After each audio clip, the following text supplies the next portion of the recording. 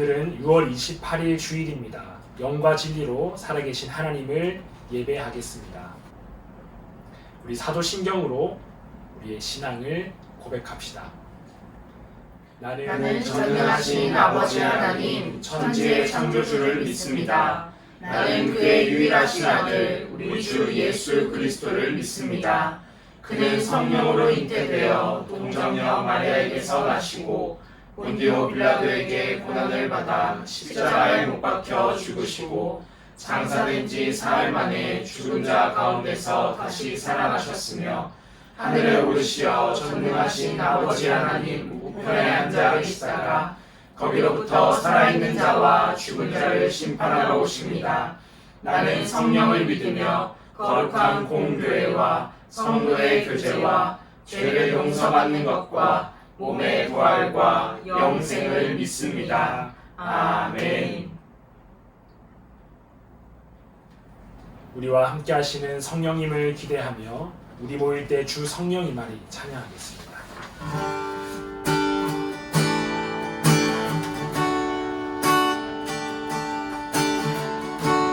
우리 모일 때 주 성령 임하리 우리 모일 때 주 이름 높이리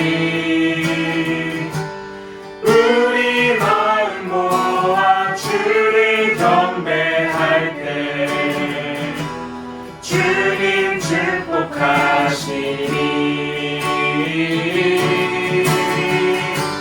주님 축복하시리 우리 모일 때 주 성령 임하리 우리 모일 때 주 성령 임하리 우리 모일 때 주 이름 높이리 우리 마음 모아 주를 경배할 때 주님 축복하시리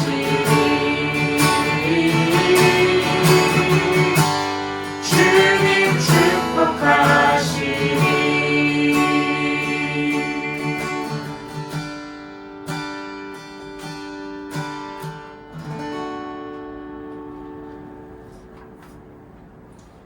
코로나로 인해 고통받고 있는 많은 사람들을 위해 그리고 코로나19의 많은 종식을 위해 우리 함께 공동기도문으로 함께 기도하겠습니다. 환난날에 우리를 건지시는 하나님 아버지, 코로나19로 인해 고통받는 이 땅의 생명들을 위해 간절히 간구합니다. 이미 감염되어 두려움 속에 누워있는 모든 생명들을 불쌍히 여겨 주시옵소서. 더 이상 병이 악화되지 않게 하시고 하루빨리 치료되어 건강한 삶으로 돌아올 수 있도록 고쳐주시옵소서. 이를 위해서 밤낮으로 수고하는 의료진들을 기억해 주시옵소서. 이들의 건강을 지켜주시고 지혜와 능력을 더하여 주시옵소서. 이들이 하나님의 치료의 도구가 되게 하셔서 하루빨리 이 사태가 종식되게 하여 주시옵소서. 특별히 이 땅을 중보하며 하나님의 대리자로 부르신 교회를 위해서 기도합니다. 어려운 이 시기에 주님의 모든 교회들이 합심하여 기도하게 하옵소서. 약하고 병든 자들을 만나시고 고치셨던 예수님의 사랑과 능력이 오늘의 교회를 통해 나타나게 하옵소서. 코로나19로 인한 무분별한 공포와 혐오, 차별과 외면을 거부하고 평안과 담대함, 위로와 포용, 연합과 평화를 이루어 나가게 하여 주시옵소서. 그 어떤 환난에서도 우리와 함께 하시고 치유하시는 예수님의 이름으로 기도드립니다. 아멘. 이 시간은 우리 각 부서 목사님, 전도사님들이 들려주시는 하나님의 말씀을 집중하여서 듣도록 하겠습니다.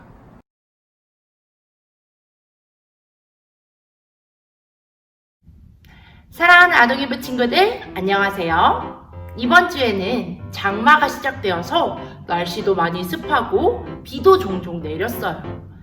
장마가 왔다는 것은 어느새 여름이 무르익어가고 있다는 뜻인데 생각해보니 2020년도 반이나 흘러서 오늘이 벌써 6월의 마지막 주일이에요. 올해는 코로나19 때문에 시간이 어떻게 흘러가는지도 잘 못 느꼈던 것 같은데 생각해보면 지난 6개월 동안 하나님께서 우리를 지켜주시고 항상 함께 해주셔서 오늘 이 시간 함께 모여 혹은 가정에서 예배할 수 있는 은혜를 누리게 해주신 것이 참 감사한 것 같아요. 앞으로 남은 2020년의 시간에도 우리 친구들 몸과 마음이 튼튼하게 하나님을 예배하는 사람들이 다 되었으면 좋겠고, 무엇보다 아직 아픔 가운데 있는 많은 사람들을 위해서 열심히 기도해서 그 사람들도 모두 하나님의 사랑으로 몸과 마음이 건강해졌으면 좋겠어요. 짠! 친구들, 여기가 어디일까요? 여기는 말씀의 숲이에요. 우리 친구들 중에 까먹은 사람들이 있을지도 모르겠는데 우리는 지금 말씀의 숲을 열심히 탐험하는 중이었어요. 특별히 5월, 6월 2달 동안에 우리는 사도행전 말씀의 숲을 탐험하고 있었어요. 친구들, 사도행전은 어떤 책인가요? 사도행전은 예수님께서 하늘로 올라가신 이후에 예수님의 증인으로 살기로 결심한 사람들의 많은 이야기를 담은 책이에요. 그 중에서도 우리가 아주 중요하게 주목해서 보아야 할 한 사람이 있는데 이 사람은 누구일까요? 이 사람은 처음에 예수님 믿는 사람을 아주 싫어하던 사람이었어요. 그래서 예수님 믿는 사람들을 잡아서 때리고 괴롭히고 옥에 가두고 심지어는 죽이기까지 했어요.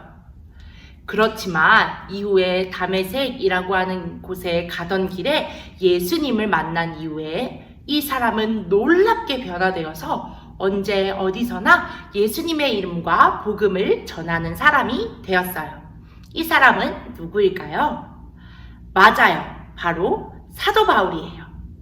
우리가 이미 5월달 말씀의 숲 이야기에서 사도 바울이 예수님을 만난 이야기를 살펴보았는데 앞으로 이어질 7월부터의 말씀의 숲 탐험에서 이 사도 바울이 아주 중요한 역할을 하기 때문에 전도사님이 오늘 아주 짧고 굵게 우리 친구들과 사도 바울에 대해서 이야기해 보려고 해요.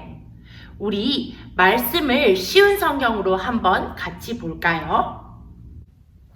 말씀에서 우리는 사도 바울이 어떤 일에 부르심을 받은 사람인지를 발견할 수가 있어요. 바로 나의 이름, 그러니까 예수님의 이름을 전하기 위해 선택된 사람이 바로 사도 바울이었어요. 특별히 사도 바울은 이스라엘 사람뿐만이 아니라 이방 사람들에게 예수님의 이름을 전하기 위해서 선택된 사람이었어요. 친구들, 이방인이 어떤 사람들인가요? 이방인은 다른 나라 사람을 이야기해요. 특별히 성경에서 이방인은 이스라엘 사람, 곧 유대인이 아닌 다른 나라의 사람을 이야기하는데 당시 이스라엘의 유대인들은 하나님의 구원이 오직 유대인에게만 있다고 믿었대요. 그래서 이방인들에게는 구원이 없다고 생각했죠. 그렇지만 하나님의 구원의 계획은 유대인에게나 이방인에게나 동일하게 계획된 것이었어요. 하나님은 이 일을 위해서 사도 바울을 선택하시고 이방인들에게 놀라운 하나님의 복음을 전하도록 하신 거예요. 그래서 사도 바울에게는 이방인의 사도라는 별명이 있어요. 이방인의 사도로 부름받은 사도 바울이 앞으로 우리가 탐험할 말씀의 숲과 과연 어떤 관련이 있는 걸까요? 그것을 알기 위해서는 사도 바울을 대표하는 두 가지 단어를 살펴볼 필요가 있는데 그건 바로 전도여행 그리고 편지예요. 친구들, 아까 전도사님이 사도 바울을 이방인의 사도라고 말했어요. 이방인, 즉 다른 나라 사람을 만나기 위해서는 어떻게 해야 하나요? 맞아요.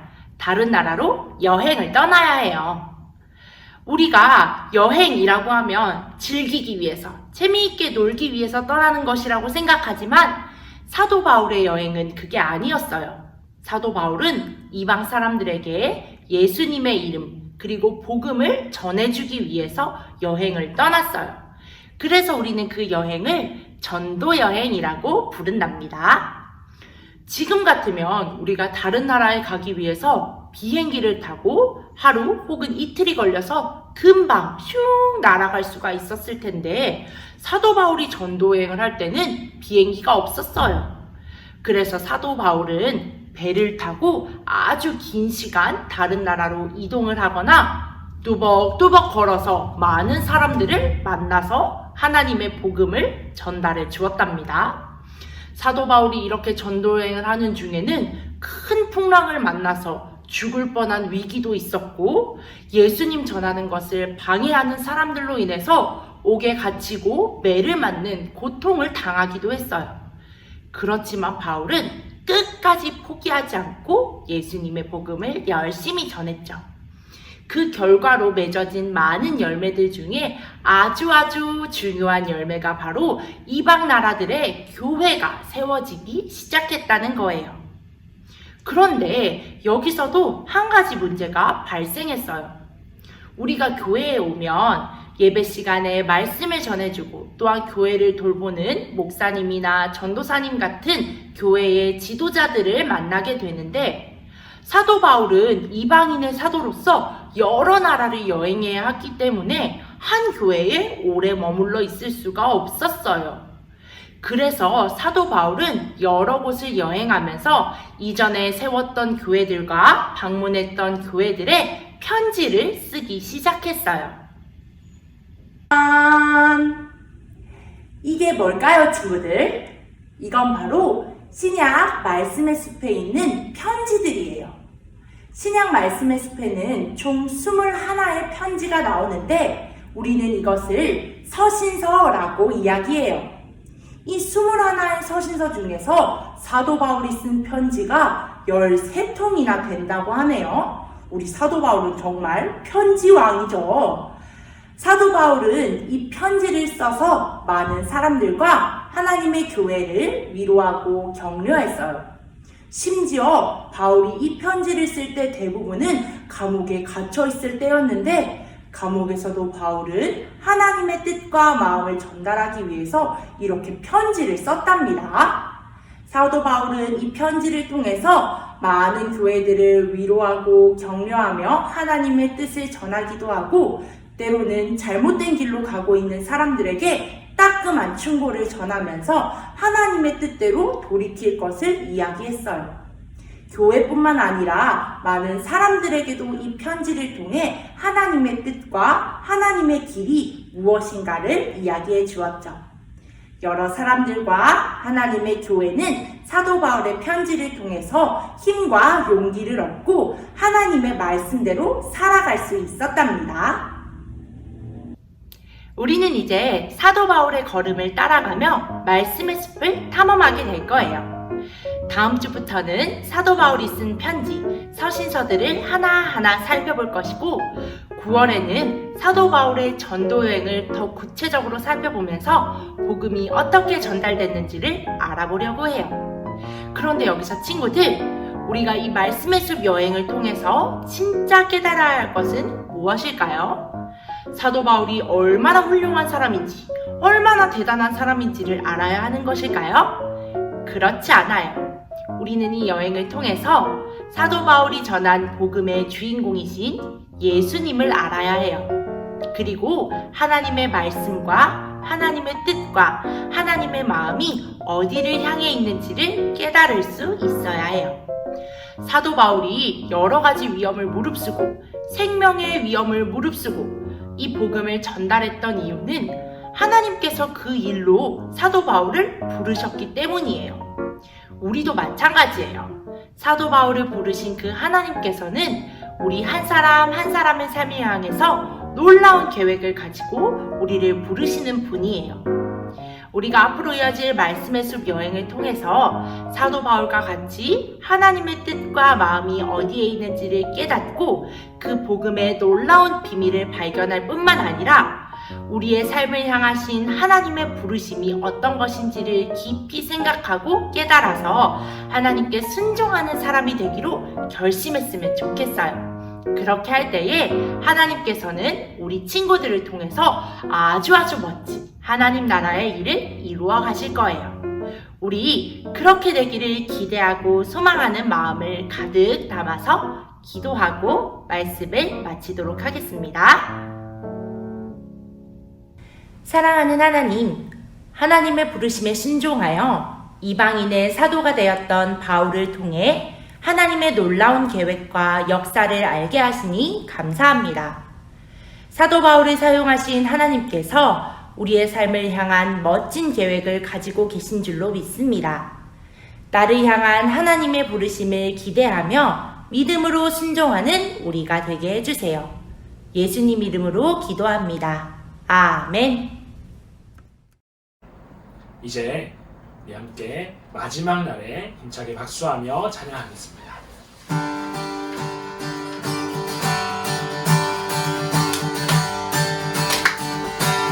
마지막 날에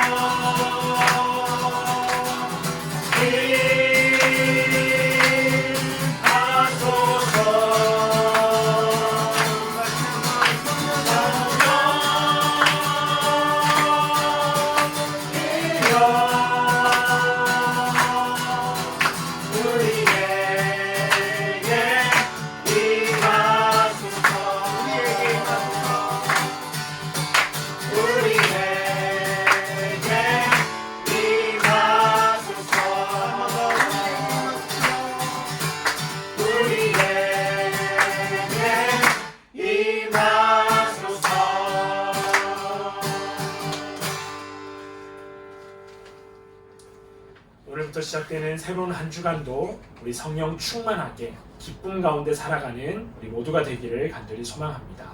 기도하겠습니다.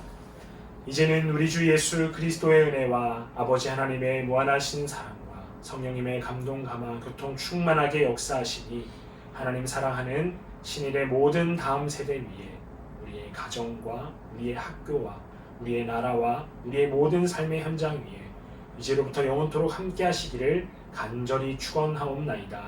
아멘.